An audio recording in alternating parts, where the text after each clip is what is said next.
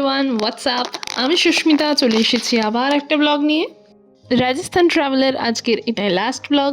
আজ আমাদের পাপ সাফ করার দিন, কিন্তু খালি পেটে কি পুণ্য করা যায়, সেই জন্য পেটটা একদম ঝাঁ চকচকে করে ভরিয়ে নিয়েছিলাম, যাতে সমস্ত পাপ ধুয়ে আসতে পারি। এতটুকু পাপও যেন অবশিষ্ট না থাকে।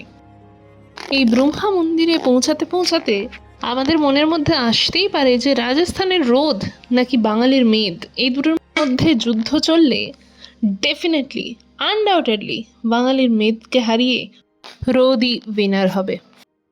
সামনেই ব্রহ্মা মন্দির আর চারপাশে এত উট যে আমার মনে হচ্ছে আমি ভুল করে কোনো বড় লোকদের বিয়েবাড়ির গেটের পাহারাদার। পুষ্করের ঘাটে পা রাখা মাত্রই এক হাতে গোলাপ ফুল নিয়ে একদল লোক আপনার দিকে এমনভাবে আসবে যেন আপনি তাদের বহু বছরের হারিয়ে যাওয়া বড়লোক কোনো পিসিমা, মাসিমা, জেঠিমা কেউ একটা হবেন। এটাকে বলা হয় পুষ্কর পাসপোর্ট। আর এই ফুলটা একবার হাতে নিয়েছেন তো মরেছেন। পান্ডা এসে আপনার 14 পুরুষের নাম জিজ্ঞাসা করবে আর এমনভাবে পুজো করাবে যেন মনে হবে স্বর্গ থেকে আপনার জন্য একটা সিট তো এখনই বুকিং হয়ে গেল, একদম কনফার্ম।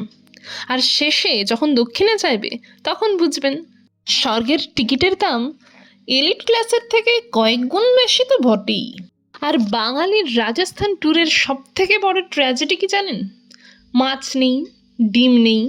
এখানে চিকেন বললে লোকে এমনভাবে তাকায় যেন মনে হবে ব্রহ্মা ঠাকুরের পোষা বিড়ালকে খাওয়ার কথা বলছি। এখানের খাবার খেয়ে আমার পেটের মধ্যে রাজস্থানী লোকগীতি বাজছে এখন।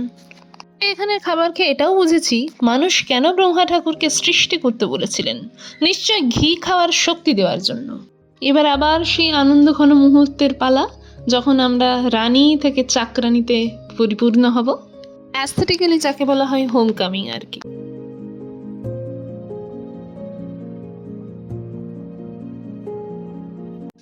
আমরা চলেই এসেছি কলকাতায়। ওপর থেকে দেখলে মনে হচ্ছে যেন মা লক্ষ্মীর আলপনার উপরে কেউ এক টুকরো জোনাকি ছেড়ে গেছে। আর এবার হলো সব থেকে কষ্টের সেই মুহূর্তটা। এতদিন একসাথে কাটানোর পরে যখন সবাই বাড়ি ফিরে যায়, মনটা অটোমেটিক্যালি খুব খারাপ হয়ে যায়। কিন্তু কি আর করার, সেই খারাপ মুহূর্তটাকে মেনে নিয়েই সামনের দিকে এগিয়ে যাই। আবার আসবো নতুন কোনো ব্লগ নিয়ে। Stay tuned till then, tata.